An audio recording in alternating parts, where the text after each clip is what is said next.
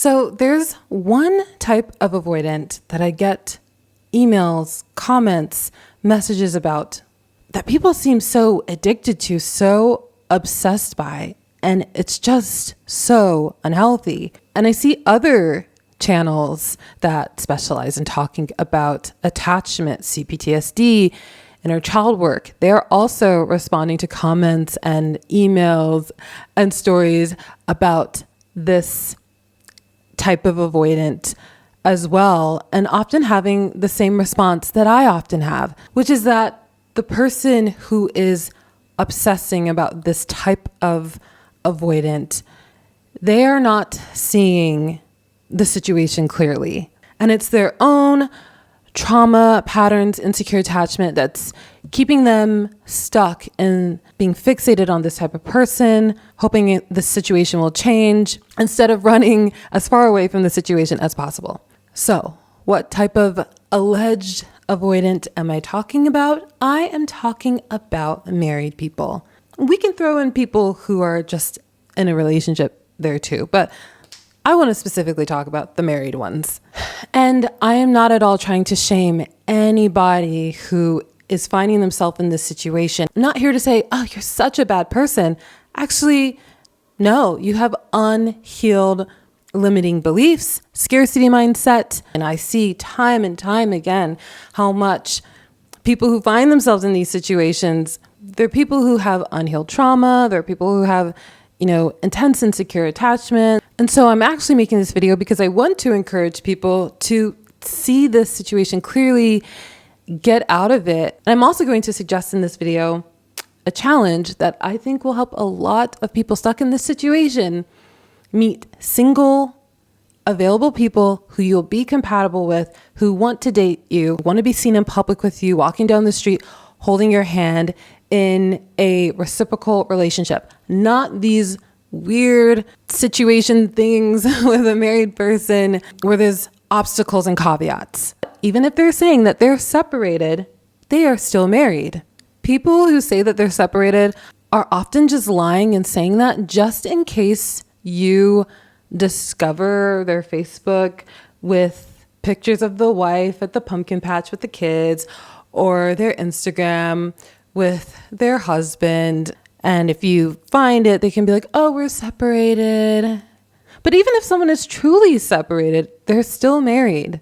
Their life is still intertwined with another person, with their finances and their living situation and their credit score and the car payments. These people are not only emotionally unavailable, they are just plain unavailable.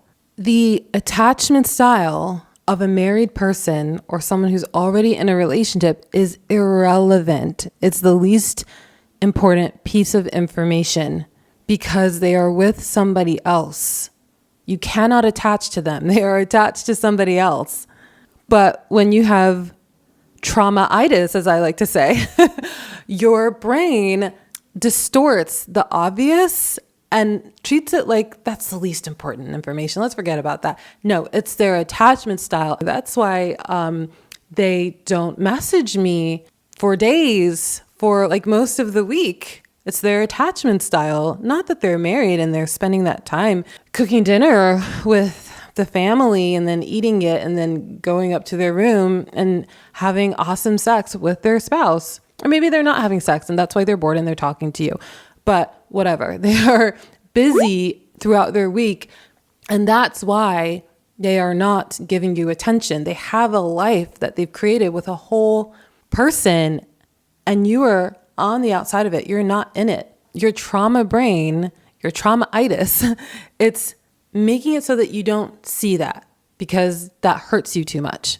Trauma-itis, by the way, that's a term that I use for myself to kind of poke fun at myself when I want to give myself grace, when I know that I'm making choices that are self-sabotaging myself and keeping me from getting the things that I want in my life. And I have to sometimes just laugh at myself and be like, but you had a case of the trauma-itis. Otherwise, I will cry. So that's just a term that I use to just try to have fun with the fact that unhealed trauma wounds, they sabotage your life. Fixating all of your time and energy and hope onto a married person is sabotaging your life. That's your brain's limiting belief and scarcity mindset saying, this is the best that I can get. There's limited options available for me. This person is giving me a little bit of attention because they have nowhere else to go. I can consistently get attention from them. And I can't get truly rejected because it's not like we're going on a date. It's not like we're in a real relationship. So they essentially can't reject me. That's why it's a scarcity mindset. That's why it's limiting belief. And so it just always breaks my heart when I get messages from people who are in these situations because I can see how distorted their brain is working based on like deep unresolved limiting beliefs. And then your brain distorts into being like, oh, they're avoidant. That's why they're not texting me back. That's why they go a week before they give me more attention. And it's actually, well, they were sitting next to their spouse on the couch watching their favorite TV show for hours and then probably had their friends over and the in-laws, and they're not going to be able to text you in those moments. Or when they're going to the kids' baseball game, they're not thinking about you. They're thinking about their kid. That's why they're not texting you. That's why it's so few and far between that you get your fill of this person. They have a whole life that you are not a part of, where they don't think of you. You don't occur to them until they have that moment where they have their alone time and can sneak onto the computer and message people in their Instagram DMs when they're not laying in bed right next to their spouse. So I want to encourage anybody who is in a dynamic with a married person, whether you are just messaging them or you're in a full-blown affair, this is not worth your time. This is not worth your emotional investment. This person will not leave their spouse for you. Of course, there are situations, where they do leave the spouse. Do you notice that we see this a lot with very famous people and wealthy people who have an affair and then they do leave for the other person? And it's often because they have the financial abundance and security to jump from one situation to another situation. They're still going to have a roof over their head. They don't have to figure out, oh my God, what am I going to do about like our joint mortgage and all this stuff. So I highly encourage you to get out of this situation and get out of this magical thinking, this distortion of reality as fast as possible. And I want to encourage you to try a challenge that's actually going to bring single, available, compatible people in your life. Before I do, real quick, can you like this video if you've made it this far in this video? That means you probably do appreciate the video, and I really appreciate it if you liked it. That helps my channel so much. And if you're watching all of my videos and you're not subscribed, can you subscribe as well? You might as well. Okay, here's the challenge. I'm going to do this challenge as well. I'm not dating a married person. I do have a boyfriend, but it's a challenge that I think is for anybody struggling with loneliness, whether it's meeting a romantic partner, making friends, having a social life. I don't have a social life or friends. Okay, I have some friends, whatever, I digress. But here's the challenge.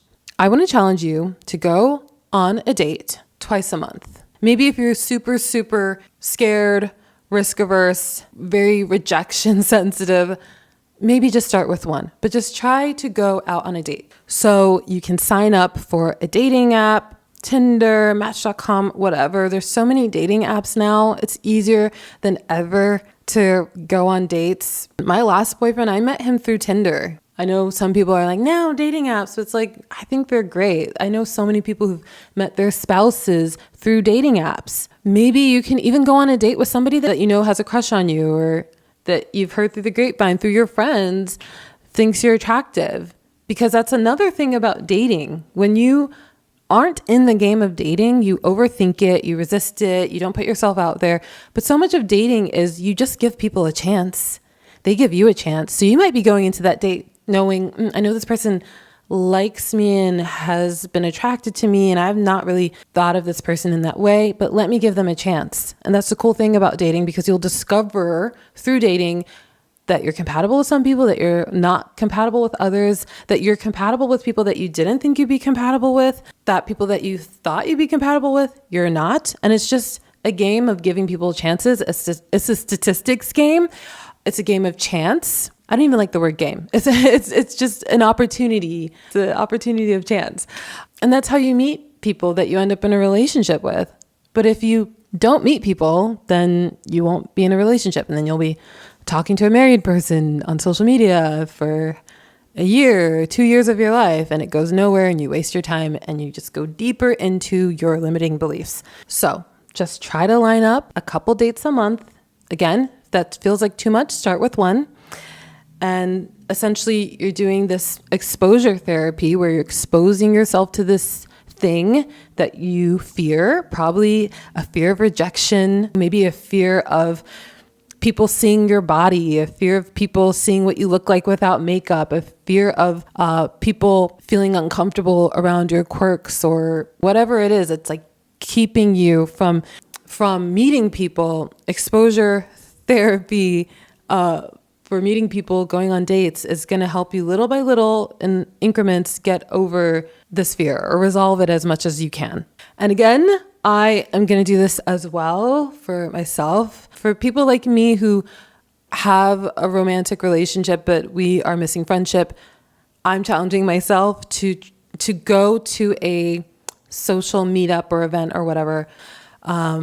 Because as I said in a previous video, I moved to my boyfriend's country. I don't know a lot of people here.